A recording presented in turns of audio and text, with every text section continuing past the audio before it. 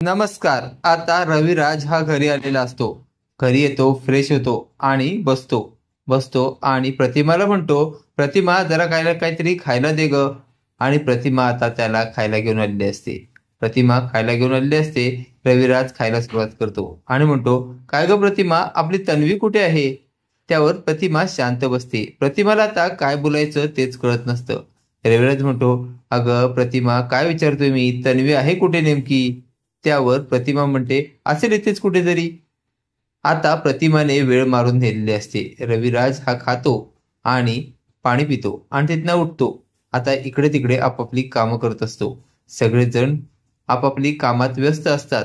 त्यानंतर तो बघतो तन्वी कुठेच दिसत नाही. तो म्हणतो, "अगं प्रतिमा, तन्वी कुठे दिसत नाही." आता प्रतिमा काय बोलणार? कारण प्रतिमानेच तन्वीचं अश्विनसोबत लग्न लावून दिलेलं असतं. त्यामुळे आता प्रतिमा म्हणते, "अहो काय सांगू, आपल्या तन्वीचं लग्न झालं." त्यावर रविराज म्हणतो, "काय बोलतेस तू? अगं काय बोलतेस? तुला तरी कळतंय का?" त्यावर प्रतिमा म्हणते, "हो, खरं आहे ते." त्यावर रविराज म्हणतो, "काय? मला न सांगता आपल्या तन्वीचं लग्न केलं? अगं माझी एकुलती एक मुलगी होती ती आणि तिचं तू लग्न लावून दिलंस. मला काहीच बोलली नाहीस." त्यावर आता रविराज म्हणतो, "कोणाशी लग्न लावलंस आणि कधी लावलंस?" त्यावर प्रतिमा म्हणते, "होय, आजच लावलं आणि अश्विन सुभेदार जवळ लावलं." त्यावर रविराज म्हणतो, "अश्विन सुभेदार? अगं अश्विन सुभेदार काय घेऊन बसलीस? अर्जुनने तिला 2 वेळा फसवलं आणि त्याच्या छोट्या भावाशी तू अश्विनशी लग्न लावून दिलंस तिचं?" त्यावर प्रतिभा म्हणते, "होय, अश्विनचं तिच्यावर खूप प्रेम आहे आणि तिचं सुद्धा अश्विनवर खूप प्रेम आहे. त्या दोघांनी ते मान्य केलेलं आहे आणि तुम्ही तर त्या लग्नाला परमिशन देणार नाही म्हणून मी लग्न लावून दिलं." त्यावर रविराज भडकतो, "तुला माहिती आहे ना, अगं मी लग्नाला परमिशन देणार नाही, मग तू का लग्न लावून दिलंस?" तेव्हा प्रतिमा म्हणते, "अहो काय करणार, मुलीच्या सुखासाठी. अहो अश्विन तर खूप चांगला मुलगा आहे. तुम्ही ओळखताच त्याला. अहो तो डॉक्टर आहे. आपल्या मुलीला सुखात ठेवेल आणि सुभेदार कुटुंबाला सुद्धा तुम्ही ओळखता. तुम्ही अर्जुनशी लग्न लावून द्यायला तयार होतात. मग अश्विनशी का नाही?" त्यावर रविराज म्हणतो, "अश्विनशी का नाही?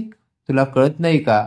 अगं सुभेदारांशी मी संबंध तोडले आहेत आणि मला हे सुभेदारां फॅमिलीसोबत संबंध जपायचे नाहीयेत आणि तू त्यांच्याशी लग्न लावून दिलंस." आता रविराज रागा तिथनं निघतो. प्रतिमा म्हणते, "कुणीकडे जाताय?" त्यावर रविराज म्हणतो, "कुणीकडे म्हणजे? मी आत्ताच्या आत्ता तन्वीला घरात घेऊन येतोय." आता प्रतिमा ही रविराजला अडवत असते, पण रविराज काही ऐकण्याच्या मनस्थितीत नसतो.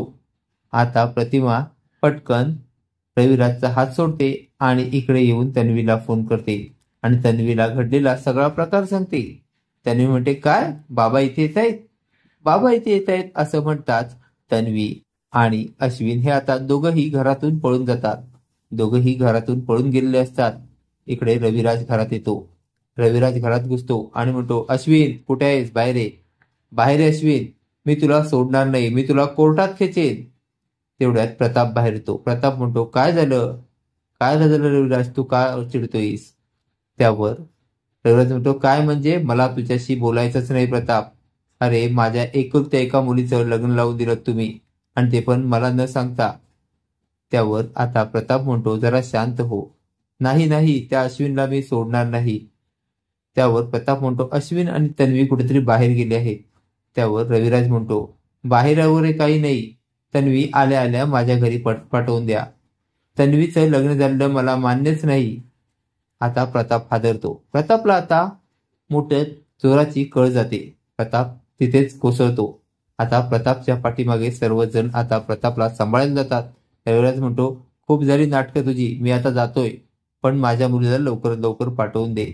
आता प्रताप इकडे कोसळलेला असतो. तर आता ही बातमी अश्विनला समजलेली असते. अश्विन हा धावत पळत येतो आणि त्याच्या बापाला हॉस्पिटलला ऍडमिट करतो. असेच मालिकेचे नवनवीन अपडेट पाहण्यासाठी व्हिडिओला लाईक आणि चॅनलला सबस्क्राईब करायला विसरू नका. थँक्यू.